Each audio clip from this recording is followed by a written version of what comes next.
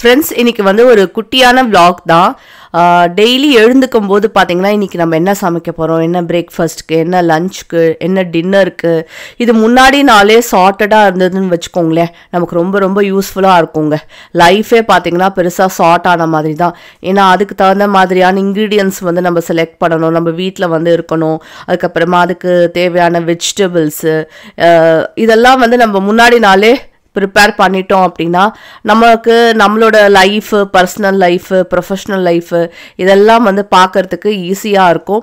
So அந்த மாதிரி உங்களுக்கு யூஸ்ஃபுல்லாக இருக்கிற மாதிரியான இன்றைக்கி என்ன பிரேக்ஃபாஸ்ட் அண்ட் லஞ்ச் செய்யலாம் அப்படின்னு ஒரு ஐடியா கொடுக்கறதுக்கு தான் இந்த குட்டி vlog வந்து உங்களுக்கு கொடுக்குறேன். ஐ ஹோப் உங்களுக்கு பிடிக்கும் அப்படின்னு நினைக்கிறேன். ஹலோ ஃப்ரெண்ட்ஸ், எல்லாருக்கும் வணக்கம். Welcome to Sai family. இன்னைக்கு வந்து கொஞ்சம் ஸ்பெஷல் டே. ஏன்னா இன்னைக்கு வந்து ஈஸ்வராம்பாவோட டே. உங்கள் எல்லாருக்கும் சாய்ராமோட பிளெஸிங்ஸ். இன்னைக்கு வந்து பாயசம் வந்து வைக்கிறேன். ஜவ்வரிசியில் வந்து பாயசம். அண்ட் நம்ம சாய்க்குட்டிக்கு வேற லீவு, வீட்டில் இருக்கான், சம்மர் ஹாலிடேஸ். அதனால அவனுக்கும் வந்து பாயசம் வந்து ரொம்ப பிடிக்கும். அது வந்து வைக்கிறேன். அதுக்கப்புறமா லஞ்ச் வந்து பண்ணுறேன். பீர்க்கங்காவில் வந்து கூட்டு பண்ணிட்டு பீர்க்கங்காவோட தோலில் பார்த்தீங்கன்னா பீர்க்கங்காய் தோல் தொகையல் வந்து பண்ண போகிறேன். அதுக்கப்புறமா மிளகு ரசம். முடிஞ்சதுன்னா வேற ஏதாவது பண்ணலாம் அப்படின்னு இருக்கு. இப்பவே நான் சொல்லலை, ஏன்னா டைம் வந்து பார்த்து அதுக்கு தகுந்த மாதிரி வந்து செஞ்சுக்கலாம்.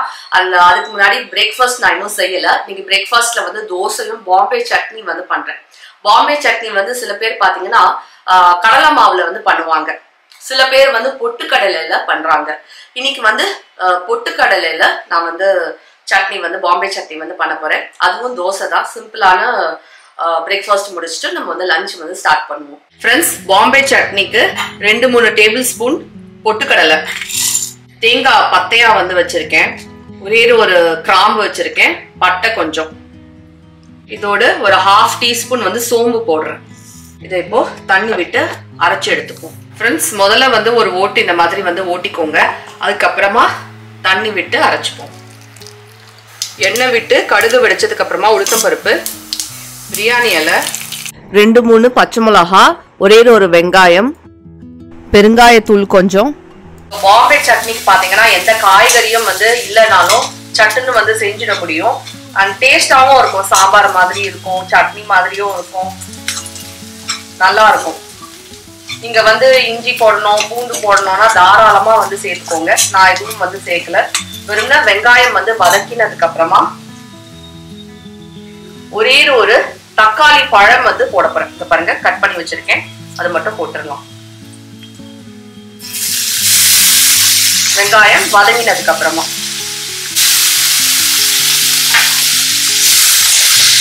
தேவைக்கேற்ற உப்பு போடுறேன். தண்ணி மிக்ஸ் பண்ணுவோம். எல்லாம் இந்த மாதிரி மசிச்சு கொடுங்க. இதுல ஒரு சிட்டிகை மஞ்சள் தூள், கொஞ்சம் காரப்பொடி. தக்காளி வந்து நல்லா மசிஞ்சு வந்தாச்சு பாருங்க, நல்லா மசிஞ்சாச்சு. இப்ப நம்ம வந்து அரைச்சி வச்சிருக்கிற விழுதை வந்து சேர்த்துருவோம்.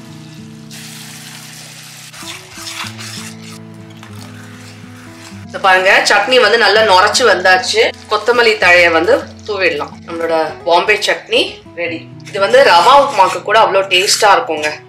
ரவா உப்புமா, ரவா கிச்சடி இந்த மாதிரி இல்லை, எடுத்து விடுற மாதிரி ஒரு கன்சிஸ்டன்சில வந்து வச்சா கரெக்டா இருக்கும். ஃப்ரெண்ட்ஸ், நான் ரொம்ப கம்மி மசாலா தான் போட்டிருக்கேன். அப்போ தான் எங்கள் வீட்டில் எல்லாரும் சாப்பிடுவாங்க அப்படின்னு. மசாலா வந்து உங்கள் டேஸ்ட்டுக்கு தகுந்த மாதிரி நீங்கள் வந்து அட்ஜஸ்ட் பண்ணிக்கோங்க. ஆனால் ட்ரஸ்ட் மீ, அவ்வளோ டேஸ்ட்டாக இருந்தது. தோசைக்கு வந்து ஒரு நல்ல சைட் டிஷ்ஷுங்க பாம்பே சட்னி. இதே மாதிரி செஞ்சு பாருங்கள்.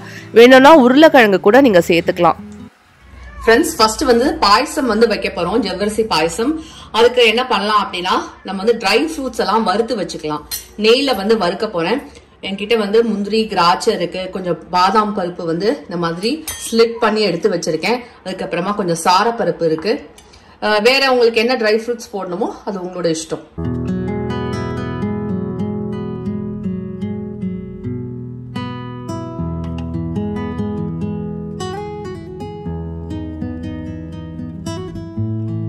அதே இதுல பாத்தீங்கன்னா அதே இலிப்பச்சட்டியில பால் வந்து விட்டுருக்கேன். பால் வந்து கொஞ்சம் சுண்ட வந்து காய்ச்சிப்போம், அப்பதான் பாயசம் வந்து நல்லா இருக்கும். ஃப்ரெண்ட்ஸ், இது வந்து நல்லா 5 to 6 hours ஜவ்வரிசியை வந்து ஊற வச்சு நல்லா அலசி அந்த ஸ்டார்ச் எல்லாம் வந்து எடுத்துட்டேன். மிச்சத்தை வந்து நம்ம பால்லயே வந்து வேக வைக்கலாம். தண்ணி போட்டு வேக வைக்காம பால்லயே வந்து இது போட்டோம் அப்படின்னா வெந்து போயிடும்.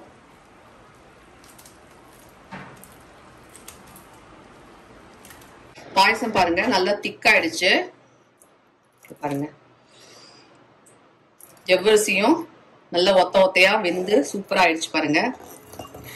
அதே மாதிரி சேமியா கூட பாத்தீங்கன்னா தண்ணியில வேக வைக்கிறதோட பால்ல வேக வச்சோம் அப்படின்னா டேஸ்ட் வந்து கொஞ்சம் ஜாஸ்தியா இருக்கும். திரிஞ்செல்லாம் போகாது, கவலைப்படாதீங்க.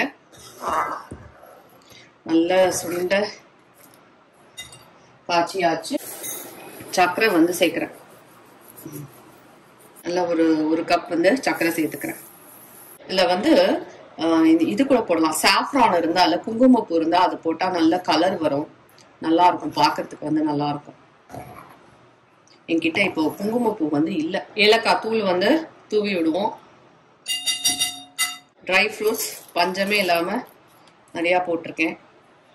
ரொம்ப நாளைக்கு அப்புறம் பாயசம் வச்சிருக்கேன், அதனால நம்மளோட ஜவ்வரிசி பாயசம் சட்டுன்னு செய்யறதுக்கு பாத்தீங்கன்னா ஜவ்வரிசி பாயசம் ரெடி ஆயிடும், சீக்கிரமா ரெடி ஆயிடும். இதை வந்து ஜில்லுன்னு கூட நம்ம சர்வ் பண்ணலாங்க. இந்த வெயிலுக்கு பாத்தீங்கன்னா கொஞ்சம் ஃப்ரிட்ஜில் எடுத்து வச்சுட்டு இல்ல சில்லுன்னு சர்வ் பண்ணலாம். மிளகு ரசத்துக்கு வந்து புளி கரைச்சி வச்சிருக்கேன். தக்காளி வந்து ஜஸ்ட் இந்த மாதிரி நம்ம வந்து புழிஞ்சு விட்டுப்போம். தோலி வந்து கையோட வந்தாச்சு. இதையும் நம்ம ரஃப்லி இந்த மாதிரி. மிளகு ரசத்துக்கு தக்காளி ரொம்ப இம்பார்ட்டன்ட் பாருங்க. தோல் மட்டும் வந்தாச்சு. புளி தண்ணி ஒரு நெல்லிக்காய் சைஸ் வந்து புளி எடுத்திருக்கேன். ஒரு மீடியம் சைஸ் நெல்லிக்காய் சைஸ் புளி வந்து எடுத்திருக்கேன். அதுக்கப்புறமா மஞ்சள் பொடி வந்து போடுறேன். ஒரு தக்காளி பழம் வந்து போட்டேன், நீங்களே பாக்குறீங்க. இங்க வந்து பாத்தீங்கன்னா என்ன சத்தம் அப்படின்னா நம்ம சாய்நரன் வந்து அரிசி வந்து கொட்டிட்டு இருக்கான். ஏன்னா அரிசி வந்து தீர்ந்து போயிடுச்சு. மாசம் பிறந்தாச்சு பாத்தீங்களா. ஸோ ரீஃபில் வந்து பண்ணிட்டு இருக்கோம். தேங்க்யூ சாய். தண்ணி வந்து விட்டுருவோம், கொதிக்கட்டும். நடுப்புற பாத்தீங்கன்னா கரண்டே இல்லை. எனக்கு வந்து மிளகு ரசத்துக்கு வந்து அரைக்கணும், கூட்டுக்கு வந்து அரைக்கணும். இவ்வளவு நேரம் வந்து வெயிட் பண்ணிட்டு இருந்தேன் கரண்ட் இல்லாம. சரி, அதுக்கப்புறம் என்ன ஆச்சு அப்படின்னா இதை பாருங்க. நேற்றுக்கு வந்து சாமான் சொல்லியிருந்தேன். அந்த லிஸ்ட் வந்து இந்த மாசத்தோட லிஸ்ட் வந்து இப்பதான் வந்தது. நான் அதை வந்து படிச்சு அதெல்லாம் பார்த்து எடுத்து வச்சு ஸோ அதுலயும் பாத்தீங்கன்னா டைம் ஆயிடுச்சு. சரி, நம்ம வந்து இப்பதான் கரண்ட் வந்திருக்கு, நம்ம அரைக்கிறத வந்து ஸ்டார்ட் பண்ணுவோம். மிளகு ரசத்துக்கு என்னென்னலாம் அரைக்கணும் அப்படின்னு நான் வந்து எடுத்து வச்சிருக்கேன். தனியா வந்து 1 டேபிள் ஸ்பூன், கடலைப்பருப்பு 1 டேபிள் ஸ்பூன், 2 வரமிளகா, ஒரு 1/2 டீஸ்பூன் வெந்தயம், மிளகு ஜீரகம் 1/2 டீஸ்பூன் வந்து எடுத்துப்போம். இதெல்லாம் அப்படியே பச்சையா அரைச்சு எடுத்து வச்சுக்கலாம். அரைச்சு வச்சிருக்கிற விழுதை வந்து சேர்த்துருவோம். புளி தண்ணி வந்து நல்லா கொதிச்சாச்சு.